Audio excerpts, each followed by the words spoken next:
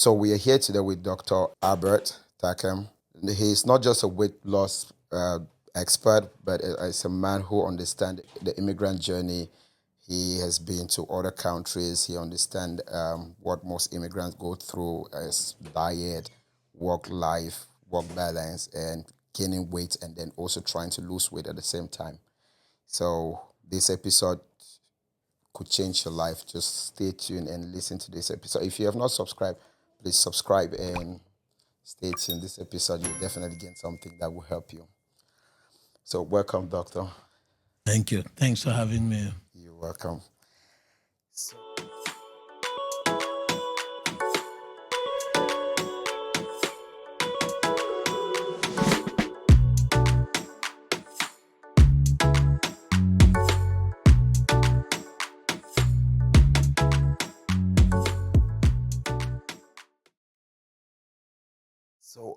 I always start by asking what got you into this field? At what time did you know you wanted to become a doctor?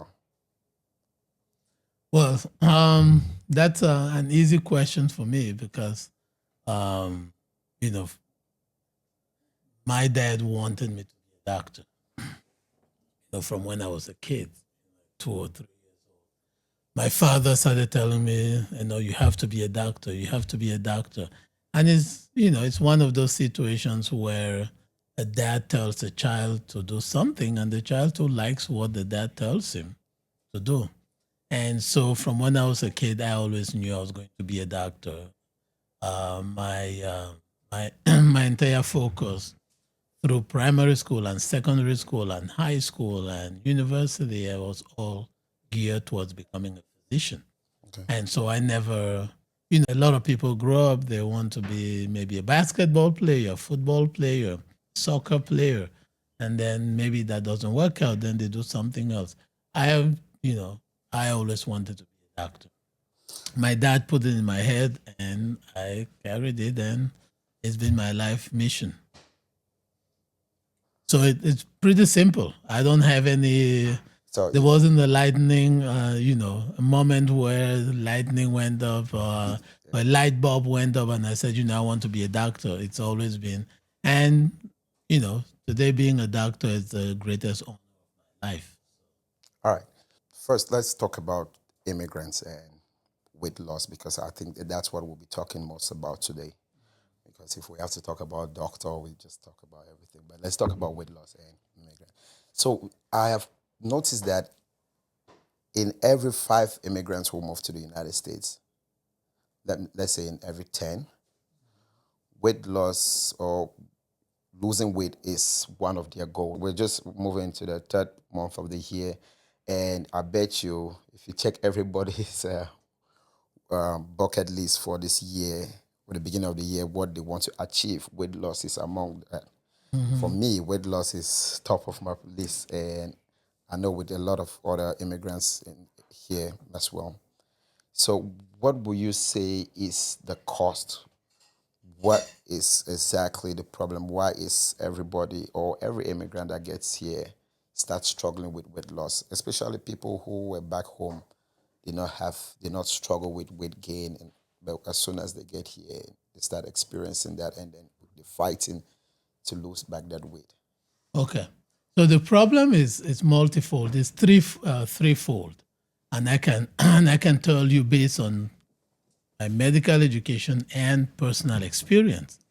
It's funny. The name of your podcast is JJC Vibes Podcast. That's Johnny Just Come. Yeah, Johnny just come. And those are all Johnny Just Come problems. The first one, right? When you come to America, think about it. When you leave Cameroon or Nigeria or Ghana or most third world countries, the first thing that you are leaving, and the main reason why people want to come to America is for more, Yes.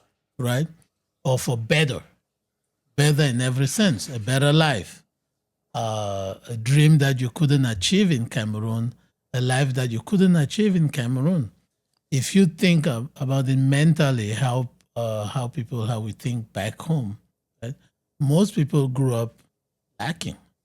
Now there are people whose parents were rich and all of that, ministers and director generals and all of that. But those are probably 1% of the population. The vast majority of people who live in America from third world countries, including Cameroon, were poor people, right? So, No shame in saying that. Most people were poor. yeah. And by American standards, even poorer if you compare by American standards. And so if you leave a place where I can tell you, for instance, that in my home where I grew up in Cameroon, you didn't open the refrigerator to look for snacks. There were none to be found there, That's true. right? There was a pot that had the meal for the evening and woe betide you if you touched it, Exactly. right? And so nobody went to boulangerie to go get 400 of franc CFA croissant or 500. I don't know what it costs now. That was luxury. Exactly. All these things, if you walk into your refrigerator, all the things that are in there were luxuries back home. True. There was no bread at home. You went to the store.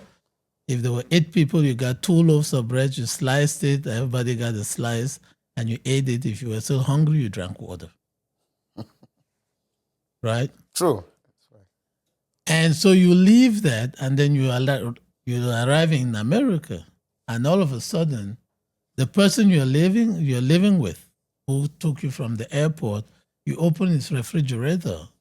Boom. Everything you saw in Cameroon that was a luxury is in It's right there. It's right there. His pantry is full of it, right? How many times do people eat chicken back home? Now, I don't know what it is now. I'm going to tell you when I was growing up. It was on Christmas Day. Maybe 3 other times during the year. That's fact.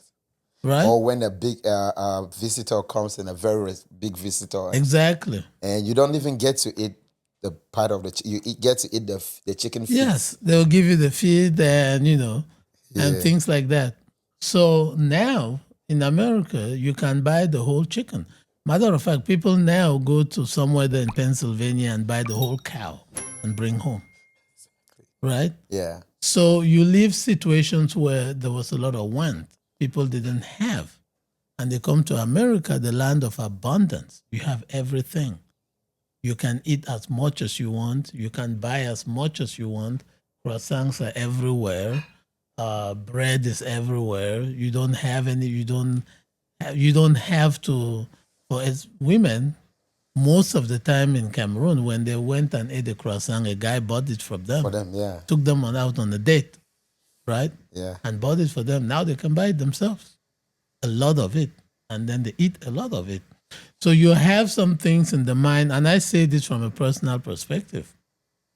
When I left Cameroon and went to Italy, I noticed the same thing. A lot of things that I couldn't afford, I had access to them. I still remember how much I ate chicken when I got to Italy. To my cousin Akunchung's place in a town called Macerata.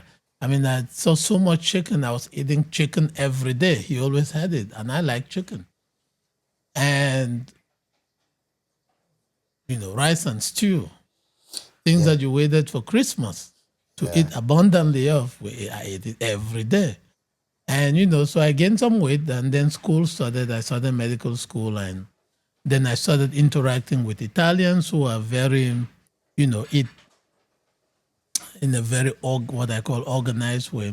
Mm-hmm. And, so I was fine until I came to America. Then I came to America. Everything I just said, I went through it.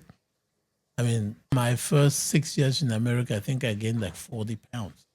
40 pounds? Yes. I went from, when I moved here, I believe I weighed 180 pounds. And within 6 years, I was like 228 actually. Was that after a year or, because like I mentioned, the NIH study shows that when immigrants move here, the first year they're okay, but after 5 years, most of them become obese. Oh, yeah, it was within 5 years. Now, I remember because that's when I started residency in 2009. And I remember that I weighed 228 pounds when I started residency. 228. So I gained 48 pounds. Yeah. And, so, and it's everything I just told you, the abundance of food access to all the things that you want. So is it that it's the craving or is it the excitement of abundance? That's an excellent question. It's that we eat carelessly. And, I said it, I've said this a lot. There are two types of people who eat, right? You have people who are volume eaters. They have to eat a lot of food. If they don't eat and stuff, they don't feel like they ate. And then you have people who just eat carelessly. For instance, you had lunch and you were full, turn around, somebody walks in with a bag of donuts and said, I just stopped by Dunkin' Donuts and they had a sale and I bought a bunch of donuts. You're like, all right, can I have two? But you just ate lunch. So why are you eating now? I'm guilty. Exactly, right? Right. So that's a careless eater. And then the volume eater is the guy who says, I want to eat, bring me the whole chicken and eats and then can't even get off the chair. It's stuffed. And he eats every meal like that. So, in America, you can satisfy both people. So what will you say happens during that 5 years? Is it that they just keep eating? Because a lot of people eat and come January, they start going back to the gym and then they stop, but they keep eating. Is it what happens? What is happening in them? So you mean why do they stop eating? Why do they keep eating and then struggle to fight the weight? Well, most people don't struggle to fight weight. We struggle. Well, at some point you do realize it, but for the most part, remember in America you have clothes sizes for everybody. Most people do not struggle; they don't fight the weight. They just get bigger and they buy bigger clothes. Okay, let's say an immigrant comes to America. A dad, let's say a dad of two kids, he goes to work. He comes back at 11 p.m. He eats rice and stew, go to sleep, wakes up at 4, go to work and come back, and that's the same routine. But being at work, he does some manual work. He's standing on his feet. Will that still, and he still find himself putting on weight? I think being active will make you, because we use that as a way of saying, okay, I can eat now because I know I'll be active at work tomorrow. I'm standing. And that's an excellent point. But they shouldn't, because the vast majority of people overestimate how many calories they actually burn at work. Usually, the amount of work the amount of exercise or amount of calories you burn at work, really usually minimal. Even if you are a construction worker, just stand out and look at the construction site. Most people on the construction site, it's heavily mechanized. They might carry this, drop here, machine takes it up. They don't go and lift blocks. You have a truck that brings it where they are and then they take it and put it somewhere. So even though a lot of people think their job is hard work, it might be physically taxing, might not be burning a whole lot of calories compared to how much they eat when they get home. Because the idea of doing physically intense labor creates a false impression in your mind that you're expending a lot of calories. So when you get home, you eat 3 lumps of fufu because you're like, I burnt a lot. You may have just burnt 600 calories. Those 3 lumps of fufu are like 1,000 calories. So now you're in trouble. If you look at a lot of construction sites, a lot of people there are overweight or obese. How do you think it happens? Talking about being obese, how will you say it's a good way? Do we have to measure our diet? And come to think of it, because we coming from Africa, where we can't really give an exact measurement of calories per plate per what we eat. So, for example, I was eating fufu or acheke or rice or what arrow with a lot of oil and all that. How do I measure it? Do I just go by portion, or do we measure? How do we know that this plate is 250 calories, so I can eat this and I'm good. As compared to the American food that already has units of the numbers of calories per plate. It's an excellent point. And to your audience, that's why I created Afrofit. If you've never heard of it, yes, I just started that on. I made a video yesterday on social media on my Facebook page. Watch that. All right. Talking about Afrofit. It's a platform because of these issues you just raised that I created to help people of an ethnic background understand the calories in their meals.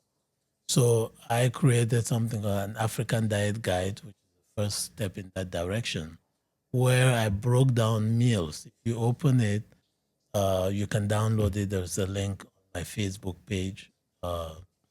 Well, if you want to find it, afrofit.bts.drtakem.com. Okay. You can download that and you will see I broke down foods, especially there are foods from most countries in West Africa, South Africa, into what is a carbohydrate, what is a protein, what is starch, and what's a vegetable first. Secondly, it depends. If you want to count calories, there are two types of people, right? Some people say, I don't want to count calories. I don't care. Please don't trouble me. I don't want to sit and weigh my food and all of that. Then you have people who are calorie counters. I've got one of my patients, he's from Nigeria, he's a pharmacist, and he just lost 40 pounds. We had a conversation about 6 months ago about this, and I told him, how to eat, what to eat, and all of that. And he counted calories. He knows the calories in everything because I recounted to him my experience when I wanted to lose weight back in 2012, 2013. Yes, there was nothing. I had an app, and you couldn't find African meals there, Exactly. of course. And so I went in and I put my own meals. So I will take euro for €1, and I'll put it in. How many calories are in fufu? And depending on the fufu, is it gari, is it kumkum, is it water fufu, and all of that. And I did the same for other things. If you're going to eat fish, you're going to eat roasted fish with dola. If you're going to eat kwakoko, if you're going to eat koki, the essence, that is why that I did that in the African Diet Guide, because you have to break food down to its basic macronutrients, and then you build it up from there. Now, the problem with a lot of our meals, African meals, is that we mix a lot of things, right? Koki is not just beans. There's palm oil in it. Okay. Right? And so that is the approach I use for that because that's a problem, for most Africans. That's why I created Afrofit. In the second iteration of it, there is a point system I assign to each meal.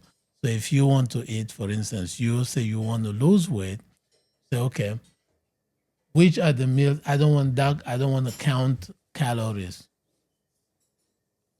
right? Can you just tell me what should I eat? All right, so eat from grade A and grade B, avoid grade C, eat grade C once a week. You lose weight. Okay, you mean on the app that you did?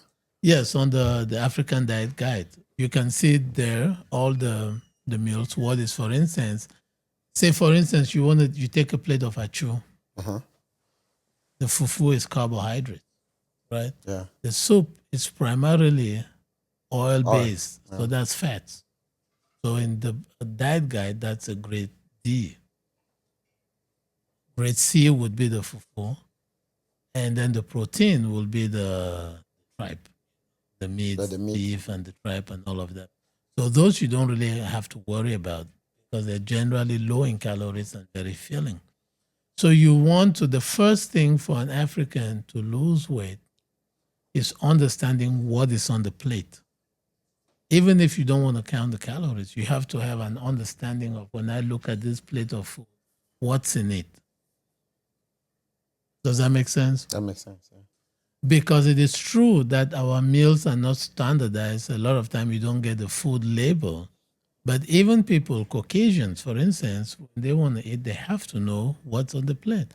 Obesity is not just a problem of Africans. I know we're talking about Africans, but it is the same approach. You have to be able to look at the plate of fufu and eru and know what is a vegetable, what's fat, and what is carbohydrate. Wow. Okay. So it's very possible to count calories. It is. It requires work on the front end. You can count calories. But if you do not want to count calories, right? If you say, no, that's too much, I don't want to count calories. Okay. When you're going to eat fufu and eru, put your eru, limit first of all the palm oil, right? There's no need to make fufu and eru and the palm oil is swimming, the eru is swimming in palm oil. But that's the way most people enjoy their arrow. They want the palm oil to go in there. Yes. So if I come to your house and you give me palm oil for one euro like that with palm oil, the first thing I do, I take it, I go to the sink, I drain out the palm oil. And if all of it did not come out, I take paper towels and dap it on it and remove some more. And then I eat the euro like a salad. And take a small amount of fufu. And most of the time, when I eat fufu and euro, I don't even eat fufu. I just take the euro. Because fufu has no taste to me. Like, I have never seen... But it's fufu and arrow, the taste comes from when you combine them. If you don't combine them, then you don't eat fufu and arrow. Not at all. And I'm saying this as a Bayangi man. My name is Eno. I eat arrow all the time without fufu. And there was this thing... Arrow to me, actually, it's more like a salad. But I have a question about that. Mm-hmm. Because I heard you on one of your live, you said arrow is very rich. But how come will you say that when arrow has been dried and I think all the nutrients has been extracted? Not necessarily. So tell me about it. We used to say arrow is very healthy. So arrow primarily is very high in fibers, right? It's very high in fiber. It's not like arrow has some magical powers. It's a vegetable that's very high in fiber. If you've eaten a large bowl of arrow, what happens the next day? The bathroom. Yeah, the bathroom, yeah. A lot, right? And it doesn't digest, it doesn't... Because it has a ton of cellulose, and we humans cannot digest cellulose. Cellulose. Right?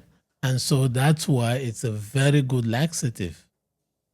If you are backed up and you feel like you're constipated and all of that, eat a whole pot of arrow. You'll be in the bathroom the next day. Because when you have a lot of fiber, it attracts a lot of water in your gut, in your colon. And so it's, gives you large stool volume. That's why arrow, you go to the bathroom a lot. So if you eat arrow, for instance, if you're trying to lose weight, take a bunch of arrow, limit the oil, right? Because otherwise, defeating the purpose. Okay. If you just take the arrow, drain out the palm oil or limit the palm oil, take the arrow, eat a small amount of food, you probably could eat 300 calories and be full for the rest of the day. Wow. Because arrow is very low on calories, right? And most of the time when we eat arrow, you have some meat in it. The meat doesn't really count a whole lot in terms of calories. So let me tell you what I do. If I know that, all right, I went out and I ate something and I don't have a lot of calories left for the day, I come home. If there is arrow, I get arrow in my plate and I don't take any fufu, nothing else. I just eat the arrow. A lot of it. I just eat maybe 200 calories.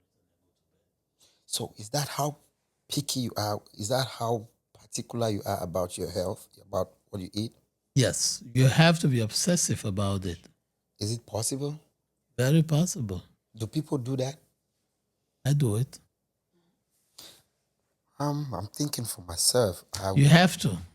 See, weight loss doesn't just happen. You have to be very disciplined. You have to know food. You have to remember, I was telling you earlier, if somebody, just because there is a plate of chin-chin in front of you doesn't mean you have to eat it. When you go to a party, and you sit down, and which I still don't understand why when you go to our events, you sit down, there are what they call those things donuts back home, Yeah. right? With rice, with granite and chin chin and all of that.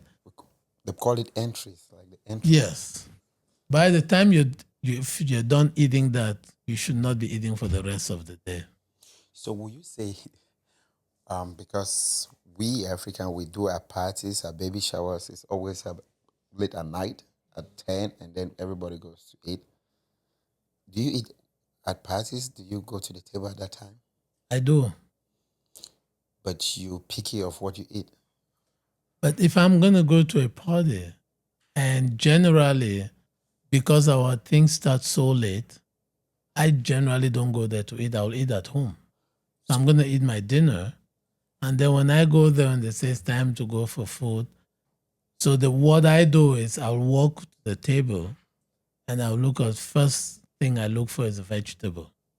And we have a ton of vegetable. We have jama, there is green. We have 1,000 ways of making them. And dole does not count as a vegetable, Why? by the way, because it's packed with Granite. peanuts. You don't even see the vegetable. It's all packed with peanut. Like eating rice and dole is like eating rice with rice. So peanut has oil. And does it have starch? No. Well, then you need to go back to my Facebook page and look up the video I made about peanuts. And I showed how long it takes to burn a small pack of peanuts this small. It was, if you look at the video, the pack of peanuts was this small. It took me 30 minutes going 5 miles per hour on my treadmill to burn that. So ndole is a calorie bomb. Boom. Ndole, cancel. It's good. It's good. So eating but dole, you have to be careful. Eating dole with cassava is an atomic bomb. Well, you can eat it. I love ndole, but if I'm gonna eat ndole, I take 2 slices of plantain. That's it. So now, okay, going back to the party thing, you say you go there, you get vegetable. So no, not just vegetable. The first thing is I look for vegetable. I fill my plate. At least half of the plate is going to be vegetable. And then I look for meat. Meat? Yes. Yeah, I whatever like meat. If my doctor prescribed me meat, then I'm a lean cut of meat, something like goat meat, if there is goat meat. If there's chicken, right? Fish is great. If there's fish, I'll get fish. And then I'll take a tablespoon or 2 of rice. Okay, so to those of us who go to the party and fill our plate, I mean, maybe you want to follow the doctor's recommendation. And most people, by the time they get to the party, since all our parties start at midnight, they're eating like 1 a.m. Yeah. Between that time, they've eaten dinner at home before coming there, and then now there's a second dinner. Right? Yeah. And since a lot of people also come to that party, the reason why it starts at 11 midnight is because half of the people were at the Sikwi next door, and they have been eating there. Then they come down to the party and they eat some more. But I think it's beneficial because when they eat at the party, and then the next thing they dance and do exercise, and there's very little dancing. That's how I get. And nobody, yeah, but how much? Then you don't really burn that many calories dancing. What are you doing? Gymnastics on the dance floor? What kind of dancing are you doing? Most people are not dancing. Most people are spinning around, doing old people dancing, And then we didn't even talk about the drinking. So yeah, I was about to go there. So after they take the plate of food, now they're seated and they have like maybe Guinness. I know my people, especially us, the JJCs, we take about 4 Guinness or 5 bottles. More like 7. 7, yeah. I mean, that's a normal level. So how bad is that? The problem is not with the alcohol. It's not really that you drink. It's that you drink and then you eat a lot on top of that. So you drink a lot. The same thing I said about food goes for alcohol. When you come to America, right, most people could not afford to drink. They had to wait for the cousin who comes from America to take everybody out to buy them drinks. Exactly. A drink in Cameroon is expensive. Isn't it like $1,000 for a bottle? Right? Yes. And then you come to America where with $10 you can go to the 7-Eleven and get yourself a whole case of beer. You start drinking. That's why you see people start drinking a whole lot here. Now, a lot of us were already drinking back home. But when you come here, you even drink more because you have access to more. Right? And you also eat a lot. And when you drink, what happens? You want to eat. And nobody drinks and wants to eat a salad. When you drink, you want to eat something good. You want to eat heavy. Rice. Where's the jollof rice? Right? Where is the achu? And you eat one, it's not enough. Bring me another one. Right? So, but I know of people that when they eat their achu or they drink, they buy their weight loss tea. There are a lot of weight loss tea. So we get back to our weight loss tea, or we just have our weight loss tea as the backup program. So once we eat, drink, we get home, we take our weight loss tea, we drink, and it works the magic. Okay. So for all of you watching, weight loss tea is a bunch of nonsense. Really? Okay. So I'll say it in no uncertain terms. You can take the weight loss tea and put it in the trash. It's nonsense. Does absolutely nothing. There are different types of weight loss tea, and I see people with video. They say, "Oh, this is working." They take it for flat stomach. I've tried it a lot, but how did that go for you? I don't know if it went well. But it obviously didn't go well because you came to see me for the problem.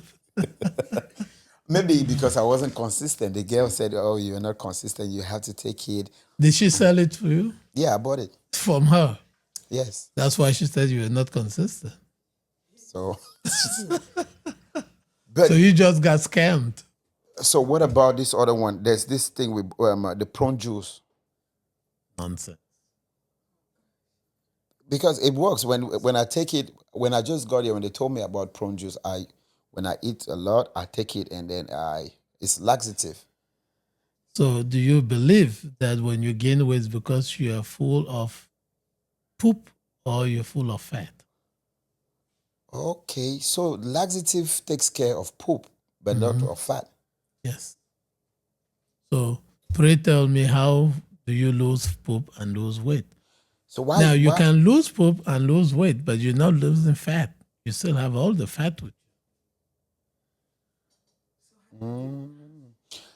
So now we'll come now to the magic question of this episode. So, what is the most easiest way for you to lose weight and keep it?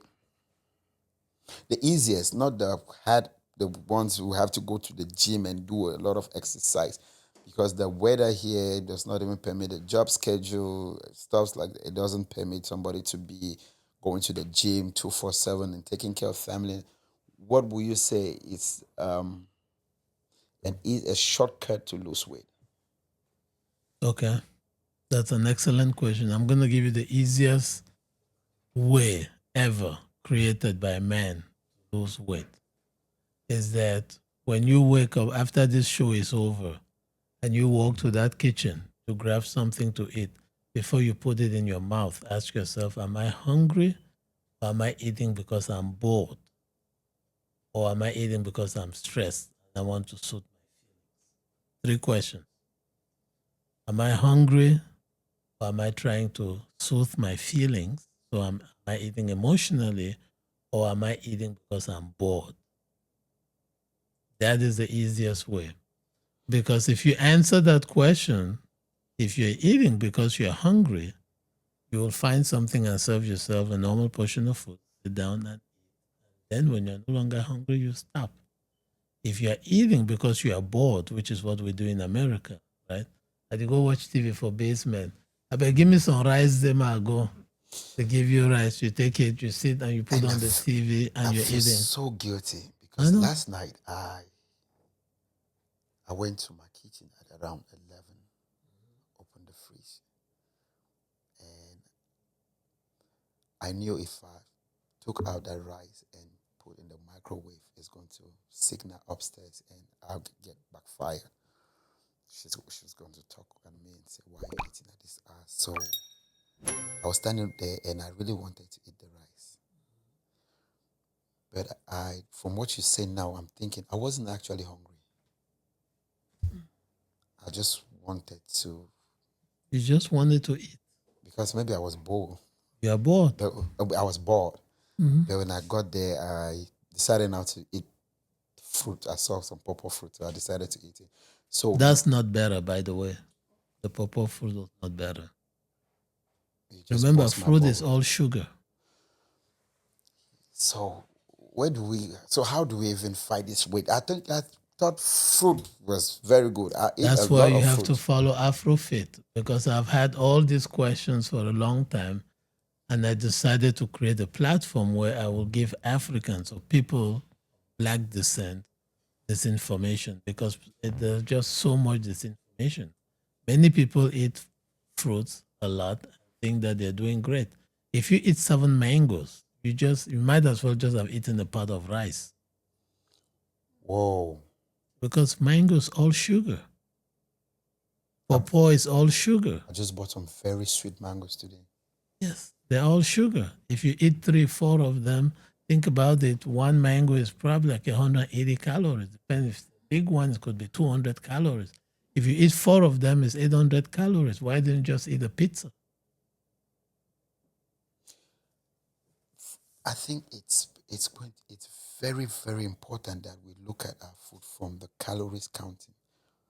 That is why I told you, if you want to lose weight and maintain your weight, the first question you always want to ask yourself is, why am I eating? Because whenever you eat, you are giving your body calories. If your body did not need calories at that time, guess what it's going to do with the calories you just gave it? It's going to store it. It's fat. That's how you gain weight. If you eat when you're hungry, means your body needed calories. But if you have excess calories, if you're overweight or obese, hunger is not a bad thing. You can go hours without eating, right? Remember, back home in Cameroon, people went for long hours without eating. They didn't die. It's in America that we treat hunger as though it's a famine. You're about to die. Because when you don't eat, your body has to burn fat to make up the energy it's looking for, and you did not give it. And if it burns fat, that's how you lose weight. But if every time you're hungry, you eat, your body and eat a lot, your body has no need to burn fat. How do you know you're hungry? Well, you have a sensation of hunger. Like right now, I'm hungry, but I'm not going to ask you. I've not eaten since lunch. As a matter of fact, I skipped lunch today because I was so busy in the office. And then when I was done with patients, I came here. And I'm hungry. But I'm not going to ask you to cook a pot of food for me to eat because I'm hungry. When I get home, I'm going to eat because my body has reserves. It's called fat to carry me on until my next meal. So, we could talk about this all day, but there are mechanisms in the body that allow you to overcome hunger. The problem is when you live in a country of abundance like America, every time somebody is hungry, we are rummaging around for food. You can be hungry. It's okay to be hungry. You must not eat. You understand? You don't have to treat every time you're hungry as though the world is about to fall apart. If I don't eat, oh my God, but what if I get hungry? So what? You get hungry, drink water. Get over it. Get busy. Do something else. Go for a walk. You understand? We treat hunger in America as though because somebody is hungry, they must give them food. Give them food. They're hungry. So what? Give them food. I watched. Right? You have to change your relationship with food and look at it like calories. Now, if you're somebody who's a normal weight, you have achieved your goals, if you're hungry, Get some food that is commensurate with the amount of calories you're supposed to eat that day. But if you're somebody who's trying to lose weight and you're hungry, guess what? Get a protein bar, 180 calories. Your body is asking you, for food. Get a protein bar, satisfy the craving. If you gave your body only 180 calories, but your body needed 500, guess where it's going to get the balance? From the stored fat. Stored fat. And that's how the scale goes down. You lose weight. But if you turn around and give your body 600 calories, then it has no need to burn fat. It uses the 500 and keeps stored at 100. Exactly. And the scale keeps changing. Exactly.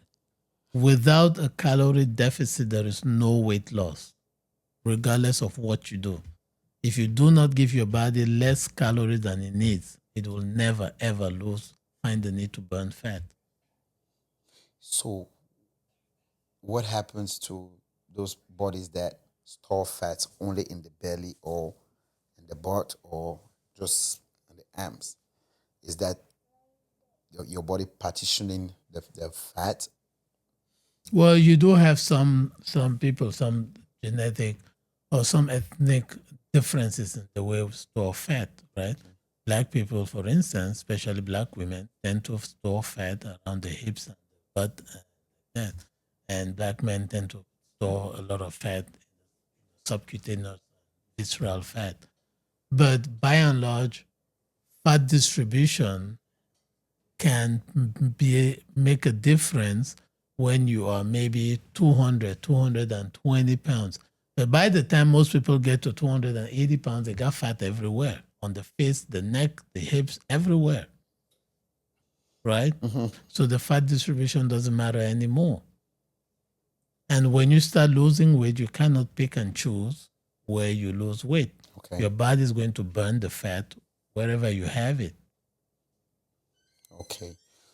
So, you mentioned that we can go to your app and we can get a lot of information from there. Mm-hmm. My question, I was about to ask you that for a JJC, a newcomer who is not able to go through the meal planning and he's not able to afford for the gym, how does he eat the African way?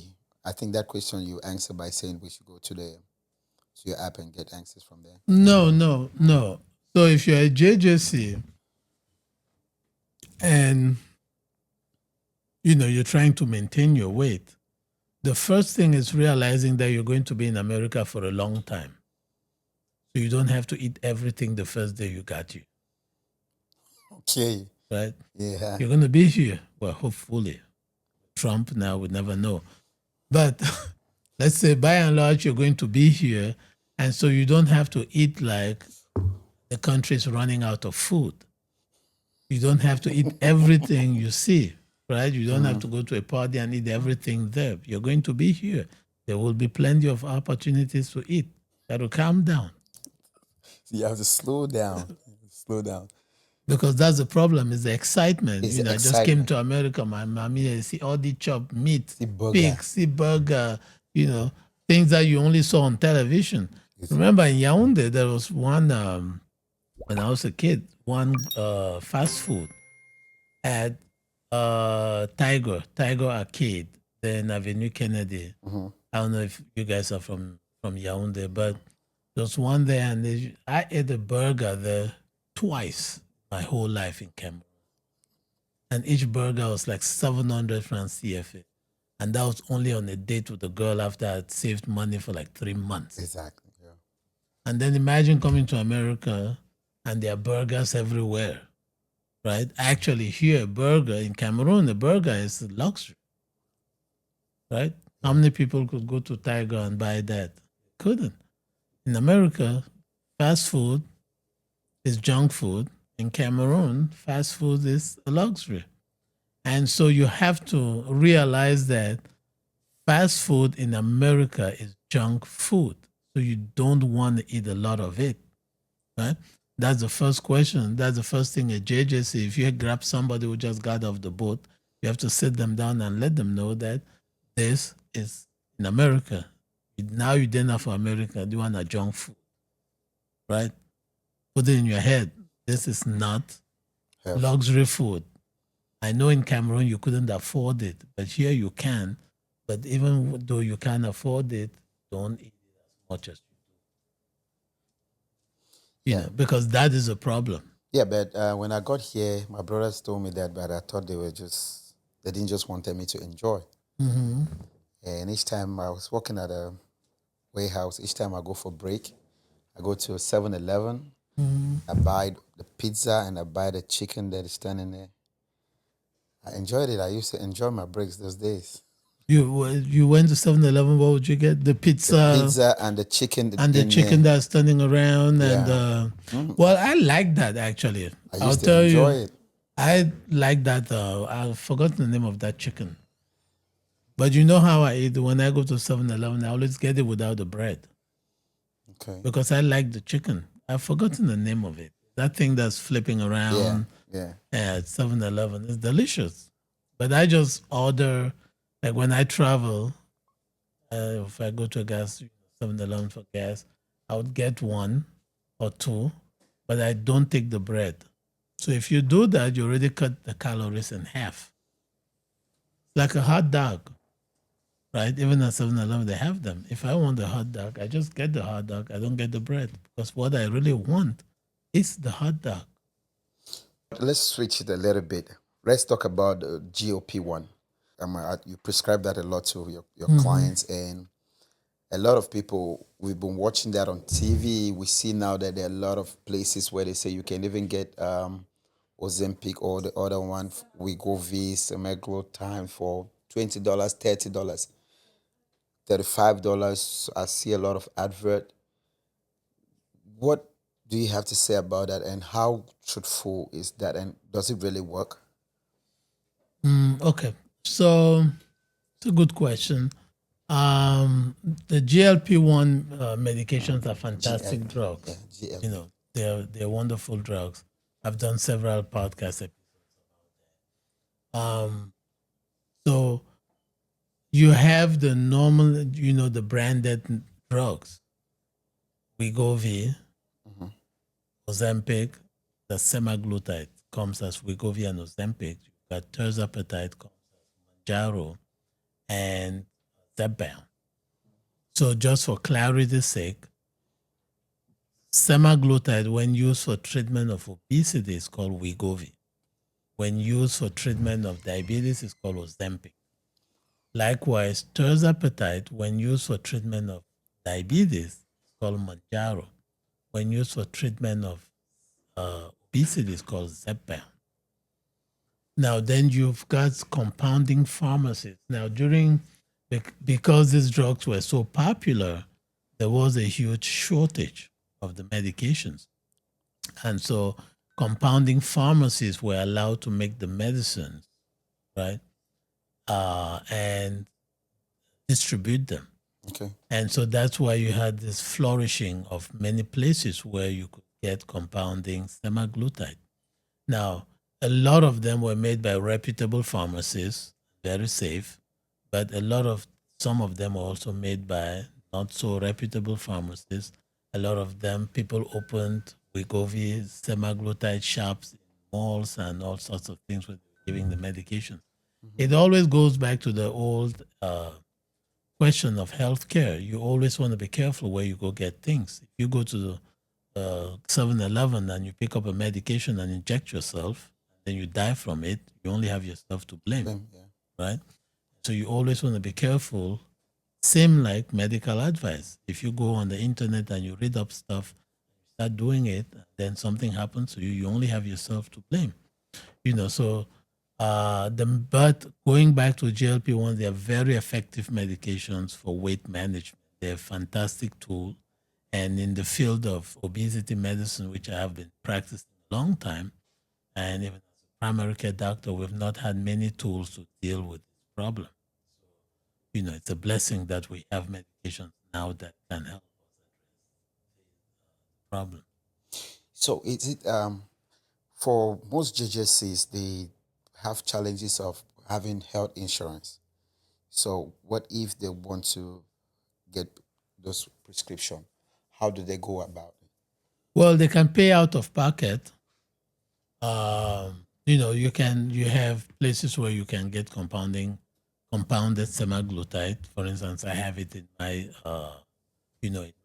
clinic, and I have it get it from a reputable pharmacy. Follows all the necessary. But remember, JJ says now in health insurance is not should not be a barrier to obtaining certain kind of care if you need it, because a lot of doctors, including myself, have a fee for uninsured patients, people who do not have health insurance. Okay. Because I know that many JJCs spend more money on beer and alcohol on a weekly basis than the $125 to $150 that a lot of doctors charge for Consultation. on consultation for the uninsured. So it shouldn't be an excuse. You can pass on the drinking, and ordering bottles of cognac or whiskey at the club and go get checked out. Do not use I don't have health insurance as an excuse, because you spend more money on other things, right? And if you need semaglutide, some people, depending on where you go, the cost may vary. But if you need it, you can pay out of pocket for the compounded version, or if it's safe, or you can go see a doctor. And if you want to pay out of it for the branded drug, I don't think that most people can. If you're JJC, by definition, you cannot afford. But the route would be that would be the route. Now I don't even know for how long you'll be able to avoid to have compounded semaglutide because of the the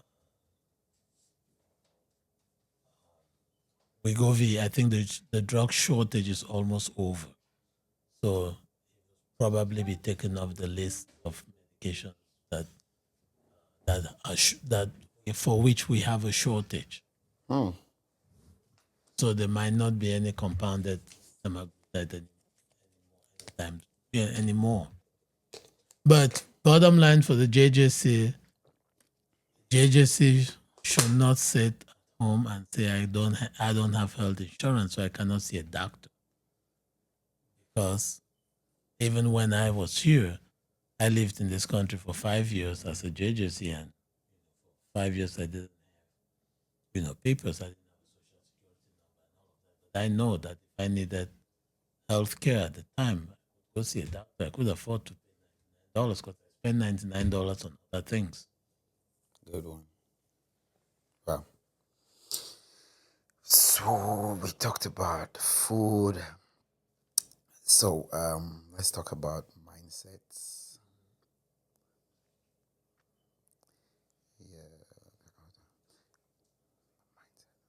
Long-term health. So how will you what advice will you give to a JJC, someone who just got here, or someone who is new to weight loss? Because a JJC does not definitely mean you're just new to the country. And you could just be a newly obese person, and you want to walk the path of losing weight, which is a journey that some of us we've been in there, but we're on and off.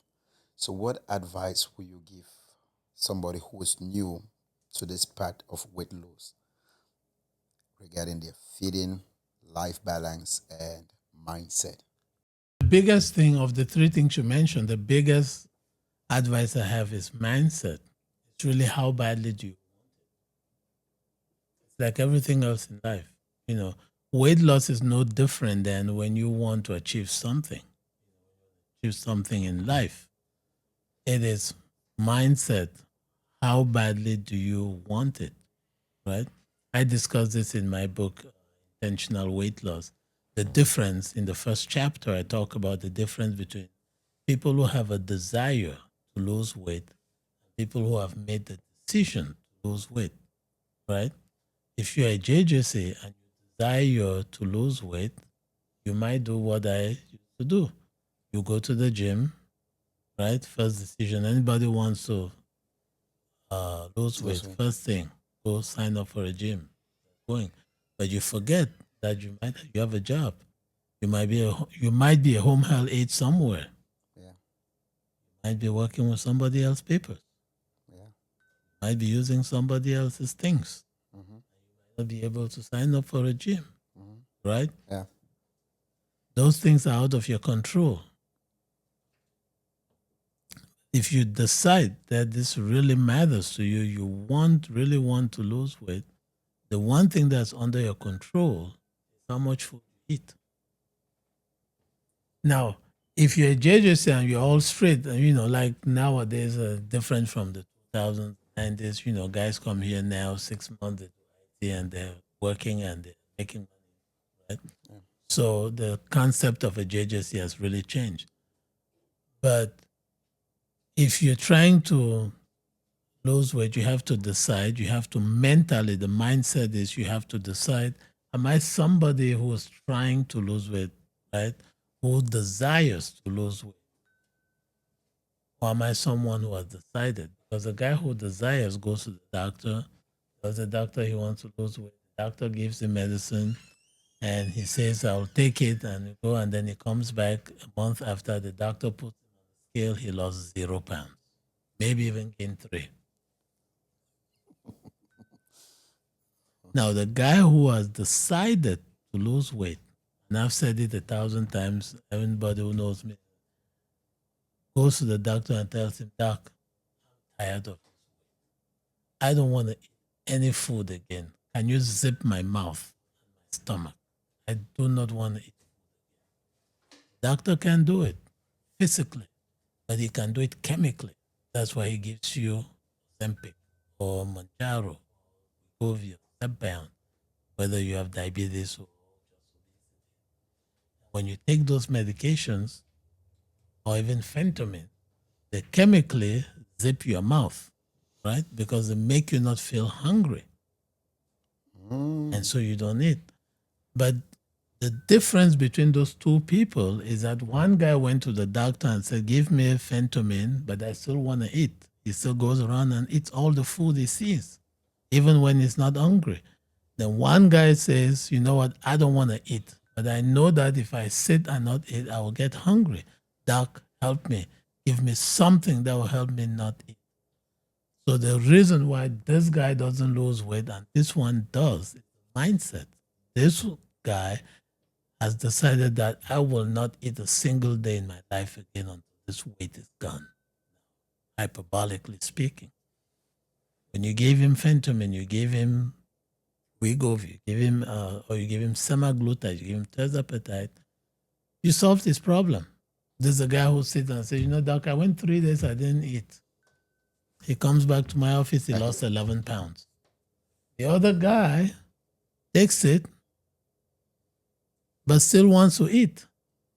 Sometimes he's even going on vacation, says, I'm going on vacation. I'm not going to take it. I'll take it when I come back. That's so me. Thank you. So that's the difference. That's the mindset. The mindset. It's the mindset that determines who's successful in the weight loss journey and who's not.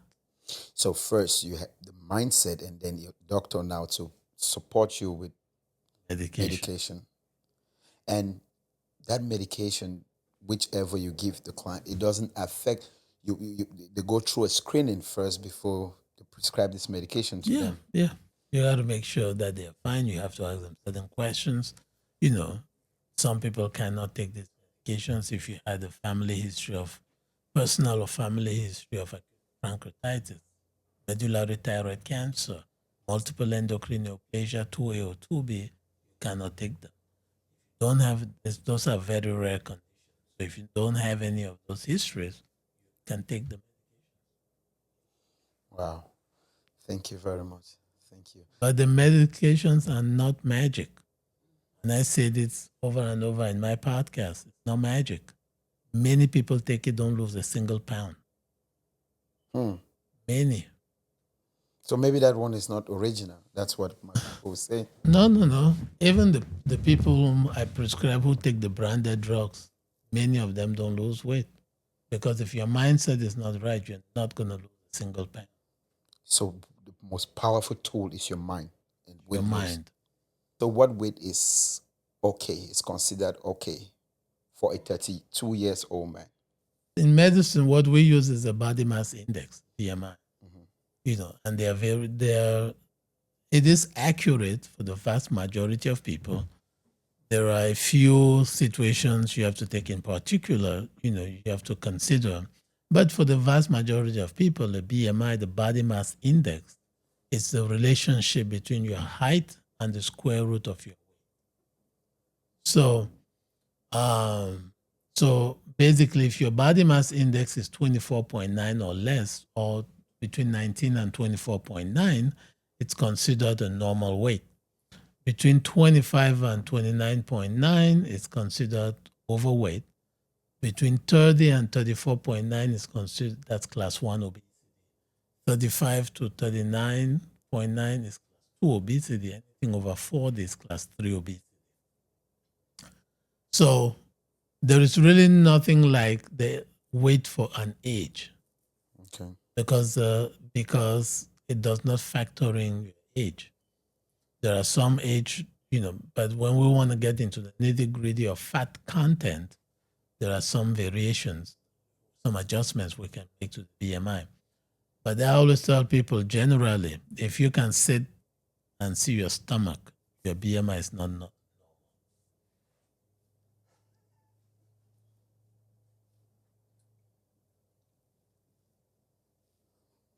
So, Oh God! so Because I just look at my stomach. yes, I see my stomach. So yes. So if you can sit the way you are sitting and see your stomach, your BMI is not normal. not normal means it's bad or it's good. Bad. Mm. So for all the people who have big, fights on social media, the BMI was not made for black people. It overestimates, Yeah, overstates I've this. heard that. Mhm. Yes, I tell you, if you sit as you are and you see your stomach, your BMI is not right. I don't care what your race is, whether you're white, black, green, it's not normal. Wow. So let's take these some questions there. You just tell me. So one of the food that you would not recommend for weight loss, what would that be? The food that that food that you tell me or anybody out there who's getting into the weight loss journey that they should get off their list. What is it? That's a great question. I do not prohibit food. Okay. Anybody who has talked to me, I've counseled and coached for weight loss. I don't prohibit any food because I eat everything. Food is never the problem. It's the amount of food you eat that's the problem. Wow. It's not the food. You don't Okay. have to eat the pot of jollof rice. You can eat a small amount. Yeah. You don't have to eat the whole pot of achu. You can get a small amount. Yeah, you guys listen to this because I was having a conversation with this lady this afternoon. Said, no, I don't want to eat meat on cocoa because I'm working on my weight. But No. it's the You can get portion a that plate, matters. take your child's bowl and put tonic cocoa in it and eat, you'll be fine. I do not prohibit, don't eat this, don't eat that, don't eat that. Now, I said restrict the amount. As I said for palm oil, Mm-hmm. you don't have to make toning cocoa and palm. The thing is swimming in toning cocoa. You can't even see the toning cocoa, You just say oil. or it says palm oil. You don't have to do that. So our meal, there's nothing wrong with our food. We can make it better, right? We can make, because we have knowledge now, you can make toning cocoa and limit the amount of palm oil. You can make, for instance, if you're going to make jollof rice, right? Put a lot of meat. You live in America. It's not like in Cameroon where you go and buy 1 kilo and then 15 people have to eat that So 1 a lot kilo. of lean meat or Put a lot of lean meat in it. Put a lot of it. Put chicken and all of that, so that by the time you're done eating, you've eaten so much chicken, you ate little rice. Because remember, the problem is not carb. It's not that rice has a problem. It's that most of us can sit and eat a whole pot of rice. Then you go for more. I can do that. But you cannot do the same for chicken. I don't even You like pass chicken. out. If you eat that much meat, you fall asleep. But you can eat all the rice in the world. That's why carbs are dangerous. Why?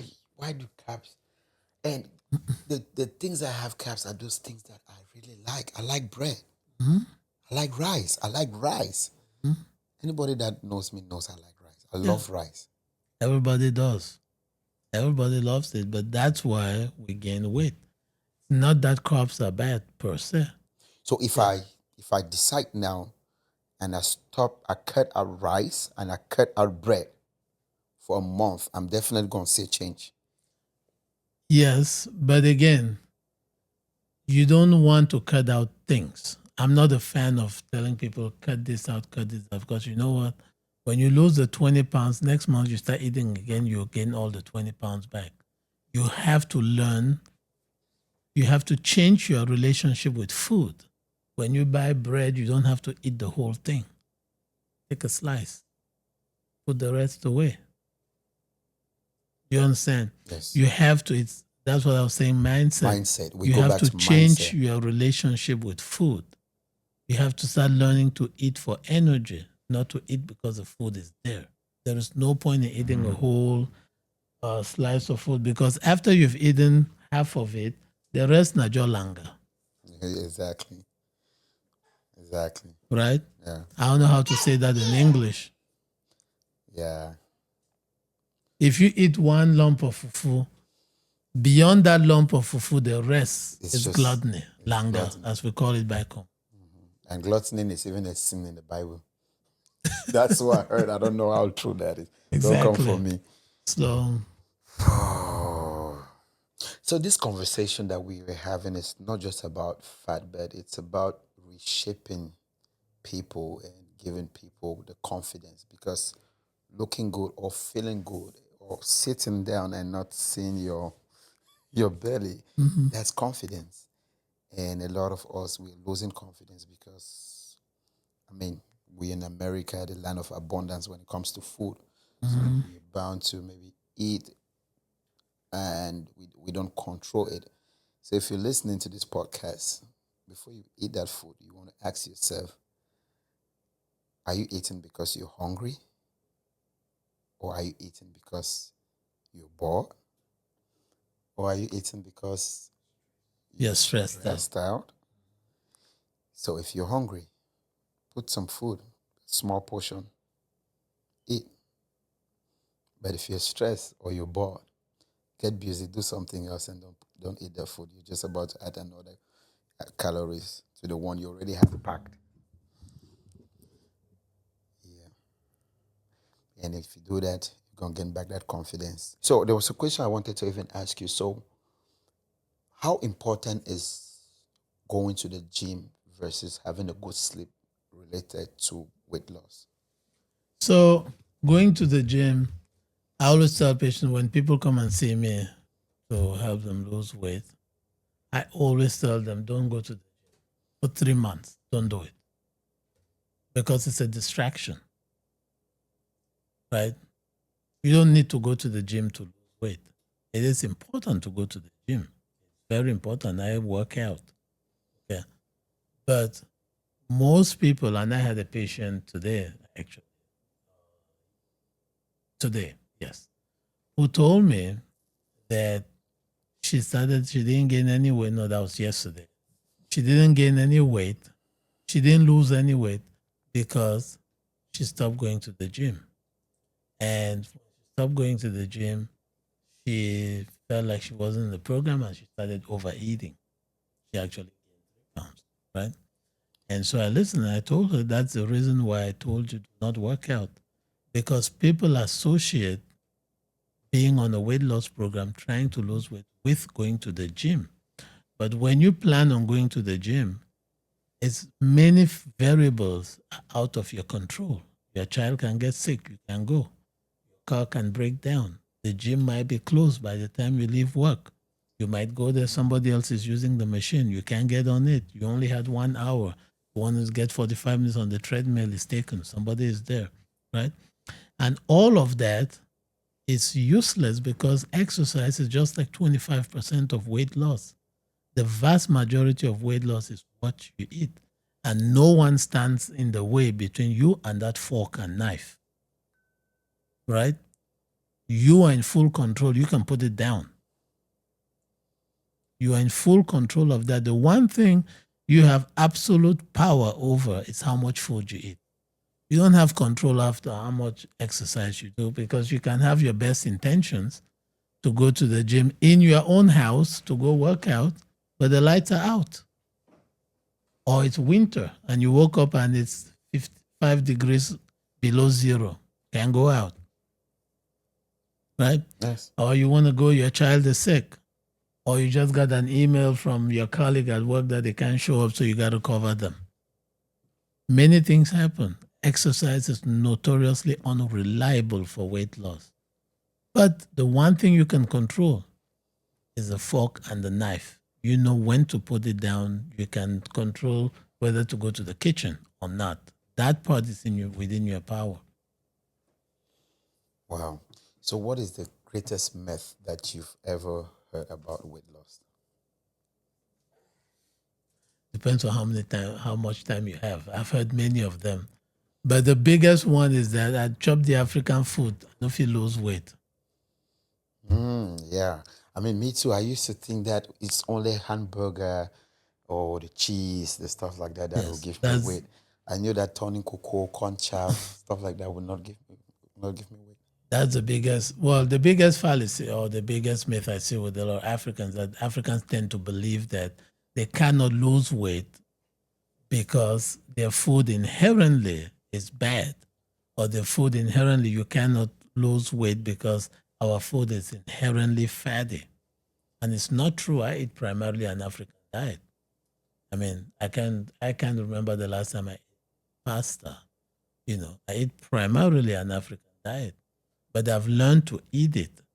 There are many things that if I go to somebody's house, you give me, I'm not going to eat. Not because I don't want to eat, but because I just ate. Now, if I come to your house and I've not eaten, I will eat. Whatever you have, I eat everything. If it's tonic cocoa, plantain, whatever you have, I eat it.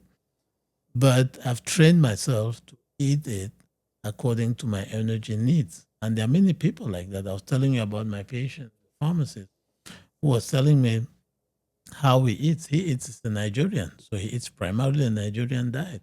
And he's been able to lose 40 pounds. There are many people who lose weight while eating an African diet. There's nothing inherently wrong with an African diet. You just have to know how to eat it. And that's why I created Afro. Wow. So what would be the second one? Now, the second myth is that the most common second myth I hear is that it's my thyroid. That I'm gaining weight because of my thyroid. That is nonsense. I still haven't met any patient, 20 years of medicine, who gained weight because of their thyroid. The vast majority of people just gain weight because we eat. So what is thyroid? The thyroid gland is somewhere here, and it regulates your metabolism. In some people, usually when they are undiagnosed, they might be gaining weight because they're hypothyroid, low functioning thyroid. But once they get on the medication, they're usually fine. So it's really rare to find somebody who has a problem with the thyroid. Okay. It's rare to find somebody who has gained weight because they have a low function. So whatever we were talking about here, it boils down to the point that weight gain comes from what the intake comes from, what you take in. Exactly. There's no way around it. No way around it.